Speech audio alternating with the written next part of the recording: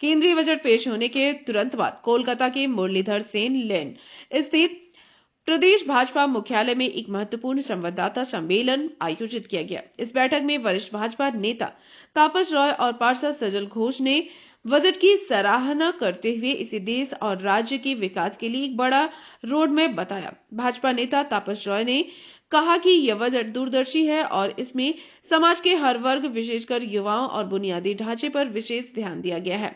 उन्होंने मुख्यमंत्री ममता बनर्जी के आरोपों को खारिज करते हुए कहा कि बजट देश की अर्थव्यवस्था को और मजबूत करेगा। सजल घोष ने जोर देकर कहा कि केंद्र सरकार ने बंगाल के लिए आर्थिक कॉरिडोर और विकास परियोजनाओं के जो प्रस्ताव रखे हैं वे राज्य के औद्योगिक सूरत बदल देंगे। उन्होंने तंज कसते हुए कहा कि सत्ताधारी दल केवल विरोध के लिए विरोध कर रहा है।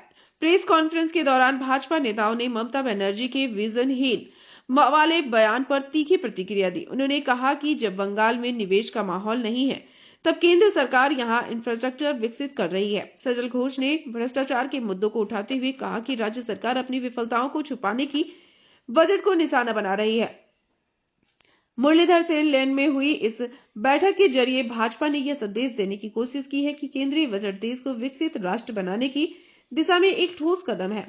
पार्टी इस बजट की अब प्रमुख योजनाओं को आम जनता तक ले जाने के लिए अभियान शुरू करेगी।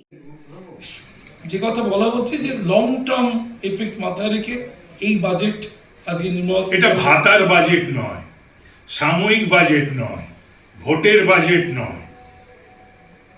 বাংলাকে যারা ভারতবর্ষ থেকে আলাদা করে ভাবে তারা হতাশ হবে।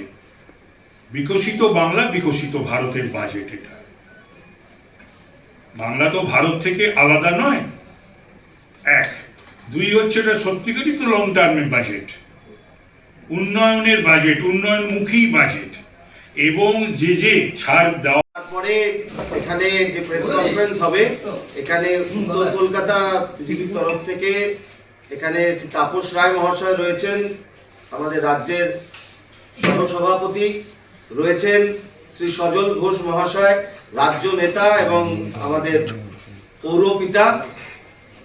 আজকে বাজেট সংক্রান্ত আপনাদের কোনো বিষয় থাকলে আপনারা করতে পারেন। তার আগে আমি বলবো সজলদাকে শুরু করতে। ডান দিকে আমার বৃদ্ধি, বাঁ দিকে আমার ভবিষ্যৎ নিয়ে বাজেট নিয়ে আলোচনা করা শুরু করি আমরা। সেটা হচ্ছে, দেখুন অলরেডি টিভিতে শুরু হয়ে গেছে, আপনারা চ্যানেলে কি এটা মনে করছেন যে সরকারে যেহেতু বিজেপি পশ্চিমবঙ্গে আসছে বলে আপনারা দাবি করছেন? দাবি করছি না, আপনি বাইরে বেরিয়ে বাতাসটার গন্ধ শুকুন, আপনি বুঝতে পারবেন। দাবি করার কিছু নেই। সেক্ষেত্রে যা করার বিজেপি রাজ্য সরকার এসে করবে বলে কেন্দ্র সরকার করতে তো হবে। শুনুন, আমি বলছি ওরা 8 লক্ষ কোটি টাকার দেনা বানিয়ে গেল। এটা তো অস্বীকার করা যাবে না যে যখন সরকারে আসবে, যেমন চেয়ারে বসবে, সেরকম কাঁটার মুকুটটাও তাকে ভারতীয় জনতা পার্টিকে নিতে হবে।